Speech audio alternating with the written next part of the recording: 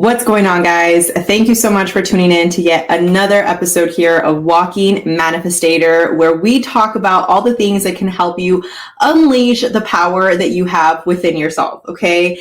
And as you guys know, one of the biggest things that I really like to talk about is that if anybody is out there selling you on the idea that you need them in order for you to really be worthy or in order for you to really tap into the powers that you have, that is absolutely not true, because the whole premise behind spirituality and really the awakening journey is tapping into the true power that you, my friend, have within yourself.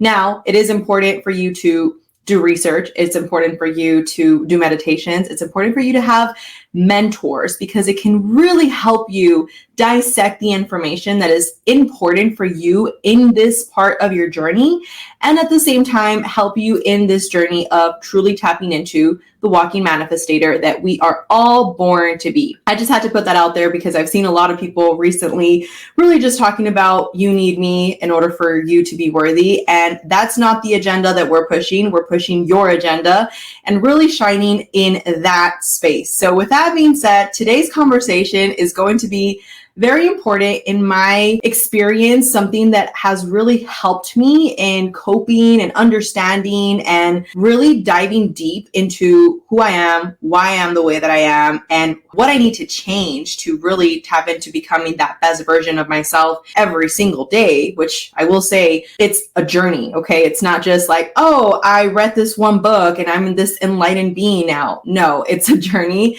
And anybody that tells you that they're just there and that they've figured everything out, you should run to the opposite way. Now, something that personally has helped me understand is what they call a samsara. Now, this is a teaching from Buddhism. No, Buddhism is not a religion. A lot of people sometimes think that Buddhism is a religion, and it's actually a way of living. So I would highly encourage you, do your own research. I'm not going to recommend one thing or the other in terms of what you should believe in. I have resonated with what they call the cycle of birth, and then of death, and then of rebirth. So the concept behind it, to really lay the foundation here, is for you to understand that we all have essentially these karmic lessons. Now, these karmic lessons is really important to understand, because that might be the reason why you continue to choose and continue to do the exact same thing that you have done numerous other times. So I'm going to give you an example. Let's say you're somebody that loves girls with long hair or short hair, or guys with muscles, or guys with tattoos or no tattoos. You fill in the blank, okay? Whatever you have identified as part of what you prefer or you don't prefer has become your paradigm, has become what you identify as part of what you like. So a paradigm is a series of events that basically have exclusive control over your habitual behavior. So things that have happened in your life that now control you to a degree. Now, the reason this actually is really important to understand when we're talking about karmic lessons is because most of us, when we are not conscious of the decisions that we're making, and I read something recently, it really resonated with me. There was basically this Buddhist that would talk about how your thoughts are actually prayers. So if you think about it like that, you can start becoming very aware of how much power your thoughts have. So if you're thinking negative things or you're thinking positive things, you are asking in prayer. And this is not about religion, okay? For those of you that have already seen some of my last episodes, I do not push any type of religion. I think that religion is really meant to separate people. I think some people believe in the good of what it's supposed to symbolize, but they turn the other way when it comes to certain things. Like, for instance, whatever religion, fill in the blank, but they talk about not judging others, and then they leave Sunday church and then they go and cuss out the person that cut them out or cut them off on the freeway, or they're talking bad about their neighbors or whatever the case might be. So that just doesn't really resonate with me when it comes to pushing a specific agenda with that. Now, what I think is important to understand when it comes to karmic lessons is that when we are in this unaware state and we're not aware of the power that our thoughts hold, we are essentially a zombie, right? We are an autopilot. We're choosing things based off our thoughts, our beliefs, and everything that we have conditioned ourselves to believe true. Now, why this is important is because sometimes we fall in love with a person that is not in alignment with what we are hoping to attract. So maybe you're this person that's like, oh my gosh, Alexa, like I really want to fall in love with this person that's just going to be like the love of my life. And I want to be in this holistic, way of living. And I really just want to become the best version of myself. Great. But then the weekend comes around, they go with the same friends that they have chosen to hang out with in the past. They go and do the same things that they have chosen to do in the past. And then they attract the same people that they have attracted in the past. So it's quite interesting if you think about it, because a lot of the times you break up with somebody or you got divorced with somebody, or this could also be for a friend, right? But you left somebody in the past for whatever reason. You guys didn't align anymore. And then because you didn't do the deep work, right? You didn't do the actual understanding of where could I have chosen better? Where could I have improved? You just put it on them, right? Like, they were the worst. They treated me so horrible, Alexa. And you just don't understand. They just were not a good person. I'm not taking away from the fact that maybe that person wasn't at the same frequency that maybe they could have been at. But what we do want to take is accountability. And we want to take accountability for the fact that we chose that person. We chose that job. We chose that car. And even if you're like, no, I had to, this is part of where we want to really tap into becoming these aware beings and not playing the blame game. When we play the blame game, we are lowering our frequency. That is the most basic way to understand it.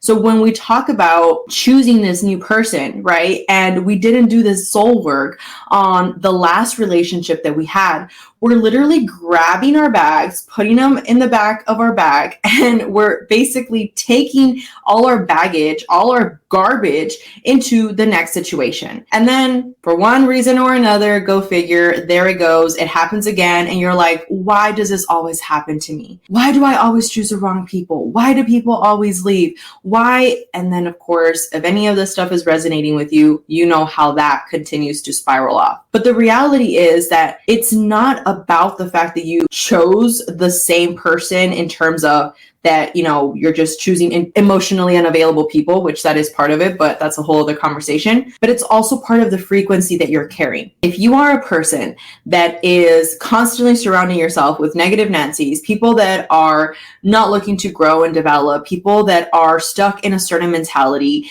that they think that they know everything and there is nothing you can share with them, that's a very limiting little sphere that you're living in, right? So the moment that you go and do anything, all of the beliefs that they have, all of the beliefs that you have that you are constantly sharing with one another are going to play out in a different situation. It's going to be a different place. You're going to be wearing something different and it's going to be with a different person, but it's still going to play out exactly the same way. And this is why I think it's important to understand the karmic lessons, because if you can understand that you actually have the ability to stop repeating these patterns. These are opportunities for spiritual growth. They're opportunities that are really going to help you break free from the cycle that, quite frankly, we have put ourselves in. Okay, that is the most accountability that you should take when it comes to why am I constantly attracting this type of person? I mentioned to you guys before, how can you expect to love anybody if you don't love yourself? How can you expect to attract this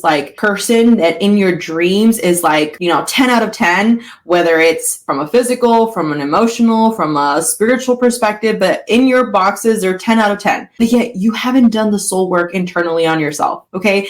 And this is something that personally, like I said earlier, we're constantly working at. There's things that I believe today that I didn't believe yesterday. There's new things, and I'm not saying you just flip-flop, but there's just new teachings, and you realize that I don't know everything. And there is something new that I can learn, and there is something new that I can incorporate into my life. And if you take that approach of what can I learn today? What can I give today versus what can I take today? The concept behind these karmic lessons is really going to start changing, because you're going to start looking inward at what can I change to not attract the same frequency that I have attracted. And for those of you that have heard me say it before. I love saying, your frequency is what you frequently see. Think about it. Like what you're frequently seeing, what you're frequently around. You can expect to be vibrating at this high and optimal state of mind and high performing frequency when you're constantly surrounded by things that are not conducive to your truest and highest self. Now, there is a book that I highly recommend you guys check out. This is the Tibetan Book of Death. It's by Buddhism Teachings, and it's really going to help you just unfold a little bit more. I'm somebody that personally, I like to take the concept of I know nothing. Like I know nothing so that I can continue to learn new things. And of course, there's things that resonate with you and are things that are not going to resonate with you. But when you have that approach versus I know everything, gosh, like you are going to be that much further ahead in your own spiritual growth than you can even think of by just accountability of learning that you do have so much work that you can do, but not coming from a perspective of, wow, I'm not good enough, of actually, wow, there's so much that I can learn, and this is only going to make me better. Now, the second point that I want to make is the role of soul contracts. And this is an actual interesting one. And the easiest way, because this is honestly really, really long, and I don't want to keep you here for 5 hours, but the easiest way for you to digest a soul contract is basically when it comes to the belief system of a soul contract is that we have agreed, okay, prior to coming to this earth, what it is that we want to experience. And what this looks like is essentially, let's say I'm up above, right? Wherever you want to picture that as. And before I even come to this earth, I get to choose my name. I get to choose my family, and I get to choose the experiences that I'm going to experience. But when we come into this earth, we get hit with the dose of amnesia and you don't remember anything. And some people really don't like believing in this because it takes away from blaming anybody else for what's happening to you. And it puts all of the blame, and I don't really like using the word blame, but all of the accountability on you. And that can be scary for some people because usually people want to find somebody to blame. They don't want to take accountability. Recently, I was talking with my grandmother and she said something that goes in alignment with what we're talking about right now, which is like when you're pointing the finger at somebody else, there's three that are pointing right back to you, right? And it's set this in the Bible, it's set this in teachings that you shouldn't be judging others. Like just worry about what you can improve within yourself. So the soul contracts really is something that to me is beautiful. If you think about the fact that there's like a 1 in a million chance for you to actually be here. Like if you think about from like the scientific magnitude of this reality that we're in, the moment that you were in your mom's womb, like you fought with a bunch of other sperm cells to get to that womb. Like just think about that for a second. And when you understand that, then you go a little bit further to understand and just play around with the theory, right? Like you don't have to, again, take what resonates and leave what doesn't. But for me, it really resonated because it took away giving power to anybody else to believe that they are the ones at fault. You're the one that caused this in my life. You're the one that did this to me. You're the reason why I'm broken. You're the reason that whatever the case might be. It takes away all of that and it takes you back to the real, like the driver's seat to say, I chose this life. And some people, the belief here is that they choose harder lives in order for them to spiritually grow that much faster. Because think about it. When you are in a situation that everything is just easy, like I've had situations like that in my life where things just seem very like calm. And although it's sometimes like refreshing, it's also not exhilarating in the sense of what new things am I learning. And when I move things, when I, move my energy to attract new things and I ask for something new, a new opportunity, sometimes blocks need to happen in terms of like things really have to crumble up in order for that new way to really open itself up for that new opportunity that you just finished asking God, universe, source. I think they're all the same. We just have different ways of explaining what it is to you. But think about it. It's like I'm asking for this new opportunity, but yet the things that I currently have are getting in the way of me reaching that opportunity. So then the universe kind of like shatters everything that you know as how it currently is. And then later you're crying about it, which there's nothing wrong with feeling your feelings. Okay, I will say this because a lot of people just think like, oh, just live in the now and everything is an illusion and don't, honor your feelings because everything is just passing. Like, I personally think that that's not respecting our human, because even though we are spiritual beings in this human body, I do believe that we also have to respect our human because we came here to learn through our human. So it is having that awareness behind, okay, I understand that in this situation, this has to break so that I am able to make that path into the next version of myself, of what I'm asking God to bring me to. And something that really is important here when it comes to these, soul contracts is that you also choose the people you're going to meet. You choose the people that you're going to share experiences with. And even those people that maybe at this point you feel like you could never love, you feel like you only have hate for, actually might be your greatest teacher. And I know that's very, very hard to swallow for some people. I know I was one of them. I hated the fact of believing that at one point, just having that victim mentality sometimes can be hard to break away from, because you are so used to just thinking everything is happening to me and therefore for me, versus going into the driver's seat and saying, you know what, I don't need to forgive you. I just need to understand you. And I just need to understand that this experience was meant for my truest and highest self if I choose to allow it to be. And it ties back into these karmic lessons. Because if you can understand the soul work and you can understand the karmic work, you can understand that both of them need to exist for one another. You need to understand that that karmic lesson was there, that you chose by your soul contract being here in order for you to really expand your consciousness and become the overall best version that you can be. A great book for you guys to, if you are interested in really learning more about the Journey of Souls, is actually Journey of Souls by Dr. Michael Newton. He has a great book that really dissects a lot of this. And just to give you a little taste of what he talks about in this book, essentially they're putting them in a trance. Okay, that's the best way to explain it. So he's like a hypnotherapist. And essentially it's like Dolores Cannon also has a great book. I love her work too. But essentially what they do is that they put you in a trance. And let's say that you right now are in Florida. I'm over here in Texas. We have no association with one another. We don't know one another, and that's it, right? So they put me on a trance, and they put that other person in a trance, and they ask, like, what is the afterlife like? What happens? Like the beyond the scenes, right? And word by word, like literally everybody's saying the exact same thing that they're experiencing that happens after life. And that's all I will share with you for now, because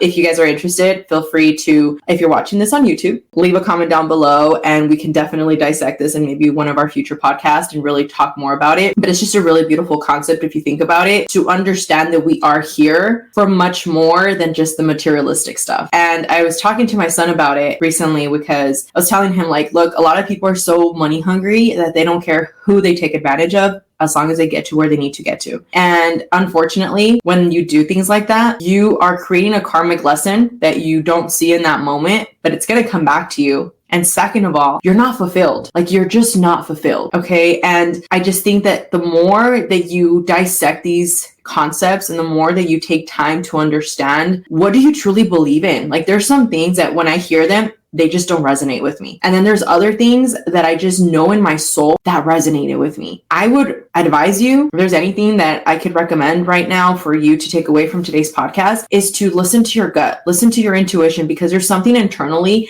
that has you here right now that is seeking for more answers, seeking to understand yourself better. And some techniques that you can incorporate to really help you with this, of course, is just being more mindful and having more self-reflection, like taking the time to understand why your belief is there. Something that I've always found fascinating is, sometimes people just say, I don't like, ketchup, as an example.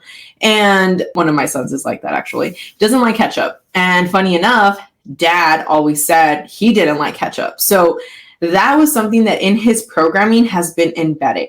I love ketchup. So it's just funny if you think about it, all these programs start getting into your subconscious.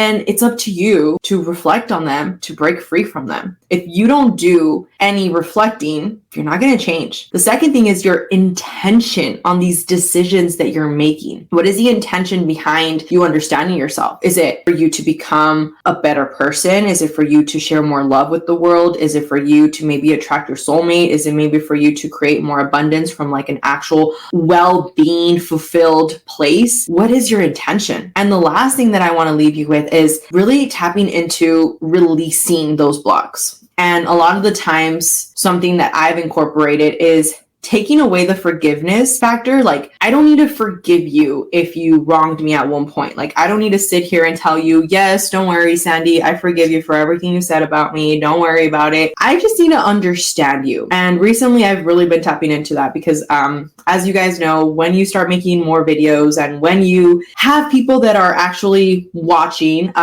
more people are interested in either supporting or hating. And when you have those opportunities in which somebody hates and somebody says something negative, one of the things that I've really just gone internally in is like, man, this person is really hurting right now. Like, that person that said this thing to me is really operating from a lower frequency, and they have something internally that is really hurting them. And there's something within me that is triggering them because I was cringe or because I was comfortable being cringe. Honestly, in my family, in my house, we love being cringy. Me and my boys are always saying like the weirdest things, and we embrace it. We love it. That's just part of who we are. We're not here trying to be this pretend perfect person. Nobody's perfect. And honestly, sometimes the people that pretend to be the most perfect are the people that are the most broken. So this is something that you should just really tap into and really reflect on. How can you today make a better decision for your tomorrow? Remember, the most important asset you have is you.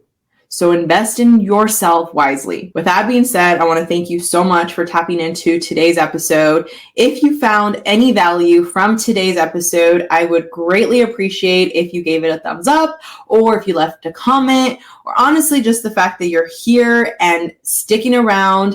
If there's anybody that you think maybe could benefit from this, if you want to share it with them, I encourage you to do so. And it helps the channel to really just get this word to more people that could really benefit from these teachings of learning that they themselves hold the key to becoming and embodying the walking manifestator that they are born to be. With that being said, I'll talk to you guys on the next one.